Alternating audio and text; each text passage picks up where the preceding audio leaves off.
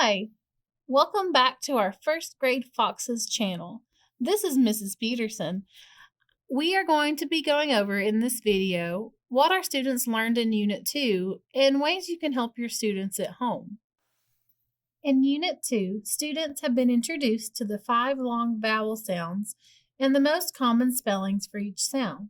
They have also been introduced to separated digraphs, where 2 letters are still working together as a letter team to stand for a single sound, but the letters are separated from each other by another spelling. They have also learned strategies for reading separated digraphs. One of the goals of this unit is to help students learn to see and process separated digraphs as single spelling units. Magic E should be used in place of saying silent E.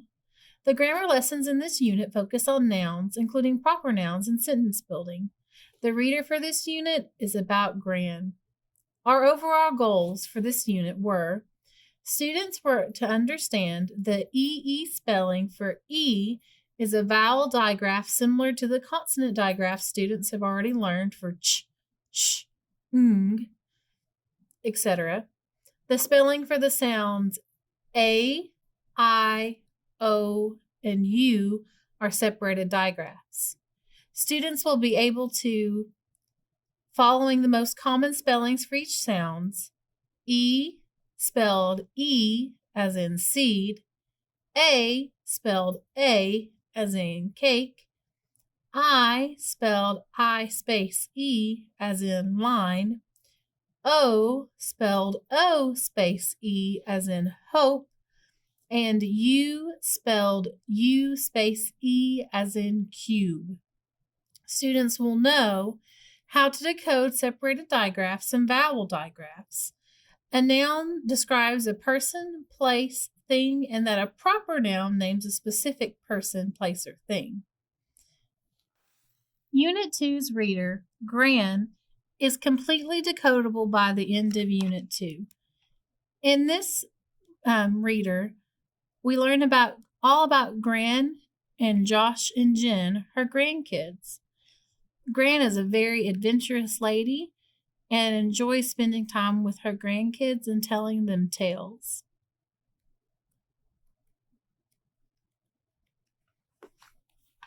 Tricky words for this unit are she, be,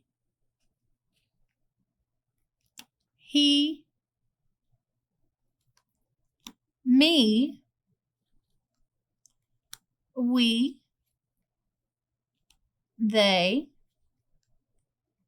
their, my, by, your, and you. If you hear your students talking about separated digraphs or letter teams, the EE spelling for E is a vowel digraph similar to the consonant digraph students have already learned: ch, sh, etc. The spellings for the sounds A, I, O, and U are also digraphs, but they are digraphs of a different sort. In CKLA, we call them separated digraphs or letter teams. The 2 letters are still working together as a letter team to stand for a single sound, but the letters are separated from each other by another spelling.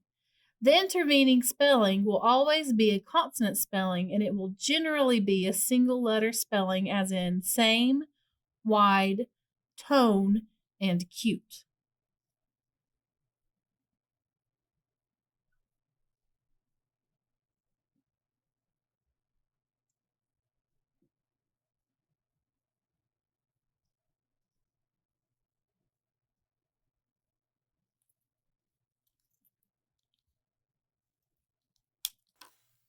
There is a strategy for reading separated digraphs.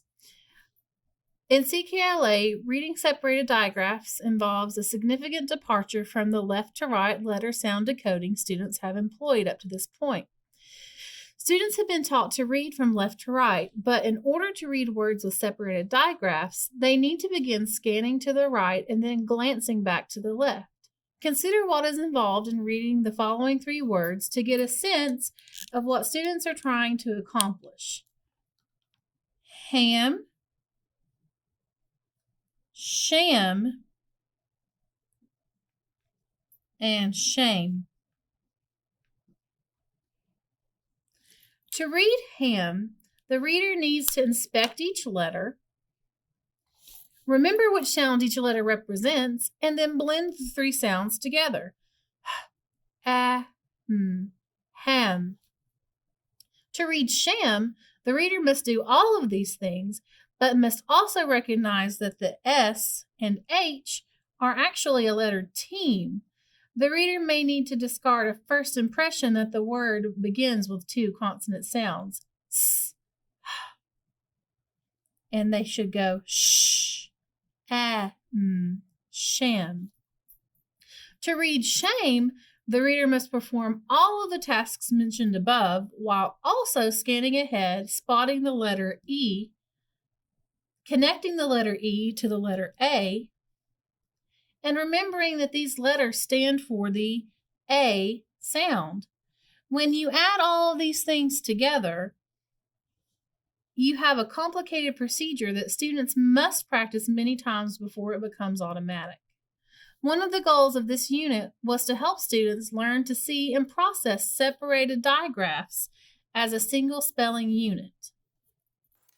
I can also reinforce the connection for students by using a pointing trick.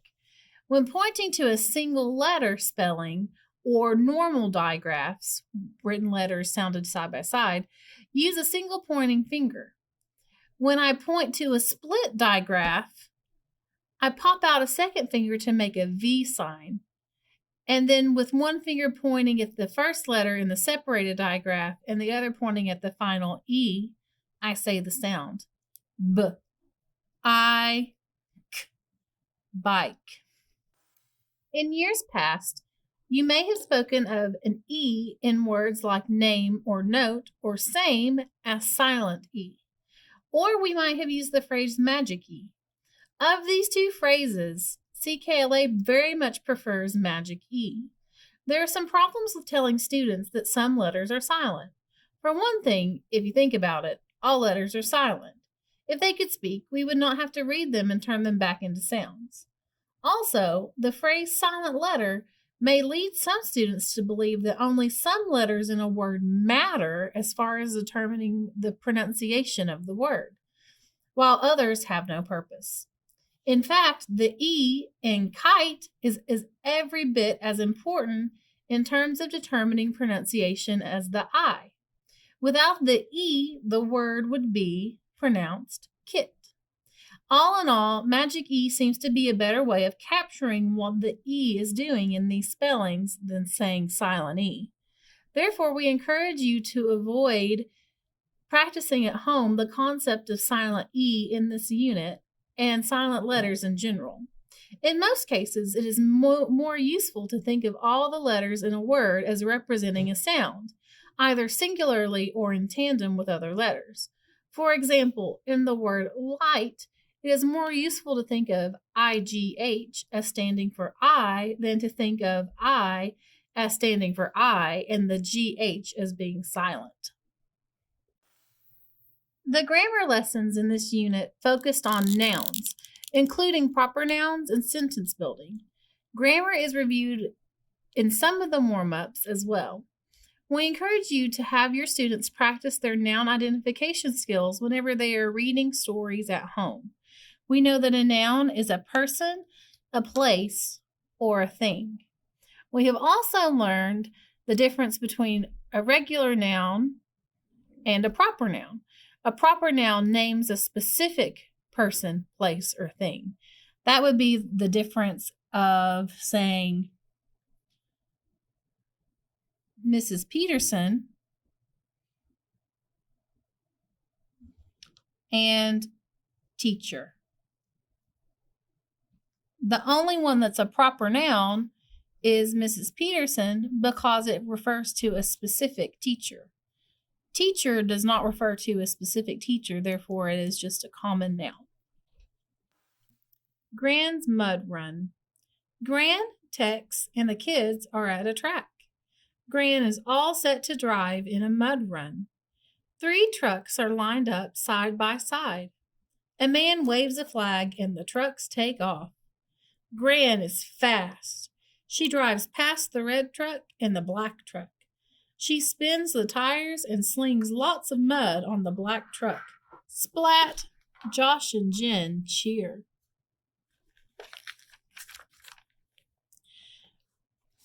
Gran drives 5 laps. Then she gets stuck in deep mud.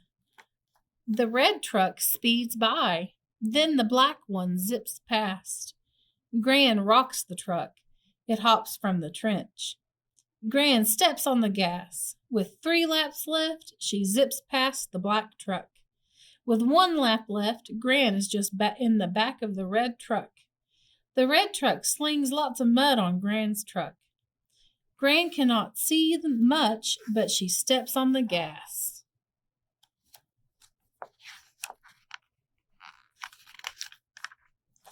The red truck and Gran's green truck cross the line side by side. Gran hops from the truck and yells, "Did I win?" "Yes," the kids yell. Gran wipes off some mud and asks, "What is my prize?" A man runs up with the prize. He hands Gran a tire brush, a big box of rags, and some truck wax. "Just what I need," says Gran. A fun activity that you can do at home with your student would be to make one of these Magic E strips. We played a game in class where the students would spell one word without a Magic E, such as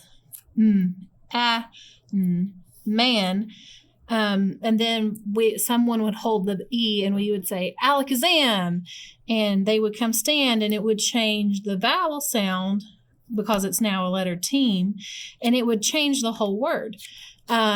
So something you can do at home would be to make these. It's just a strip of cardstock, and I wrote the word man, and then I drew a person, and then I folded it, and when I fold it down with my Magic E, the word now becomes